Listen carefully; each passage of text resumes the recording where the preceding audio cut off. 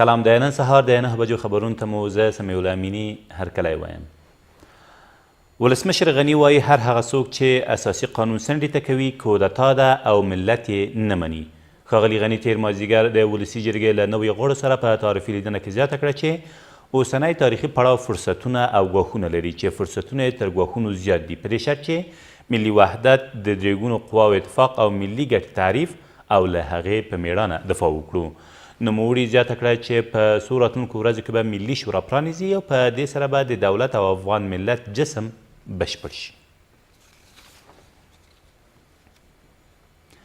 د ترانسپورت وزیر وایي د کابل د کمپنۍ پله د بیارغولو چارې 15 ورځې مخکې پیل او تر راتلونکو 6 ورځو به بشپړ او ګټې اخیستنې ته وسپارل شي.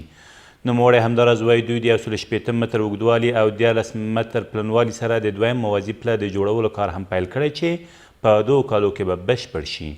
ښاغلي غني تېره ورځ د هوا له لارې د کابل سیند د مسیر او کمپنۍ پله په ګډون د وروستیو سیلابونو له امله زیانمنې سیمې وکتلې او د کمپنۍ پله د بیارغولو په خاطر د ترانسپورت وزارت له کارونو ستاینه وکړه او د کابل سیند د مسیر په پاکولو او د شاوخوا سیمو د غصب پر مخنیوي هم ټینګار وکړ.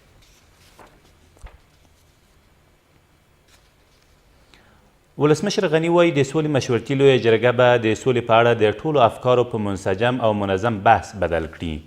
ښاغلي غني تېره ورځ د لویې جرګې په تالار کې د مشورتي لویې جرګې جوړولو کمیسیون له غړو سره په کتنه کې زیاته کړه چې د سولې لپاره ملي، سیمه ییز، اسلامي او نړیوال شرایط برابر شوي او په دې برخه کې شته محدودیتونه له منځه تللي دي.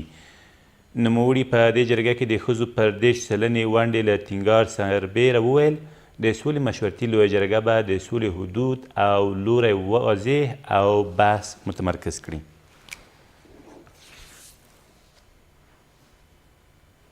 په کابل کې تورو ښیښو لرونکو موټرو د سپینولو لړۍ تېره ورځ یو ځل بیا پیل شوه. دغه چار د کورنیو چارو وزارت د ترهګرۍ پر وړاندې د مبارزې پولیسو پیل کړی او اوس هم روانه ده. د کورنیو چارو وزارت ویان زیاتوي پولیس همداراز هڅې کوي څو د هر ډول جرمونو پر وړاندې چې عامه نظم ګډوډوي مبارزه وکړي. په 1390 هجري لمریز کال کې د ملکي وګړو د مرګ ژوبلې کچه د تېر کال په پرتله 19 سلنه لوړه شوې ده.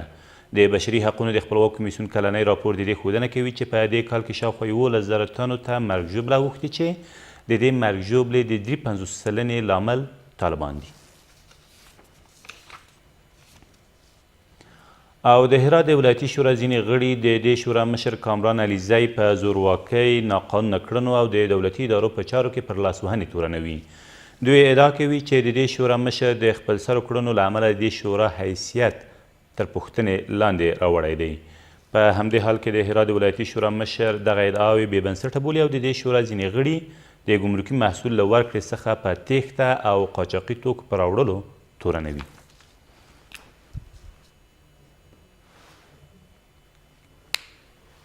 دا تر دې مهاله وروستي خبرونه، تر بیا مو الله امان.